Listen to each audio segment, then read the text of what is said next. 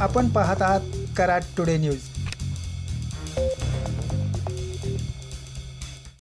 पुणे बेंगलोर महामार्गावर 6 पदरीकरणाअंतर्गत तासवडे नजीक नव्याने उभारण्यात आलेल्या बूथविरहित टोलनाका अखेर सुरू झाला आहे।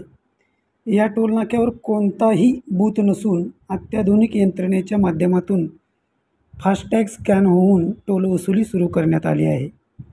एकूण 13 लेन या नव्या नाक्यावर असून स्थानिक वाहनचालकांना दोन्ही बाजूला स्वतंत्र लेन आहे। तसेच दुचाकीस्वारांना प्रशस्त लेन ठेवण्यात आली आहे। त्याचबरोबर या ठिकाणी टोलनाक्याच्या अनुषंगाने अन्यही कामे सुरू करण्यात आली असून जुन्या टोलनाक्यानजीक नवीन टोलनाका उभारण्यासाठी सध्या काम सुरू करण्यात आले आहे। या ठिकाणी टोलनाक्यावरील कर्मचारी अधिकारी यांच्यासाठी निवासस्थान तसेच प्रशस्त रस्ते करण्याचे कामही सुरू करण्यात आले आहे।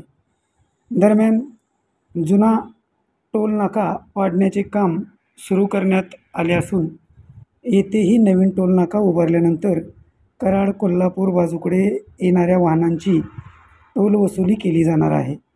तर सध्या सुरू असलेल्या नवीन टोलनाक्यावर सातारा पुणे बाजूकडे जाणाऱ्या वाहनांची टोल वसुली केली जाणार आहे। जुन्या टोलनाक्यातील साहित्य बूथ सध्या हलवण्याचे काम सुरू करण्यात आले आहे।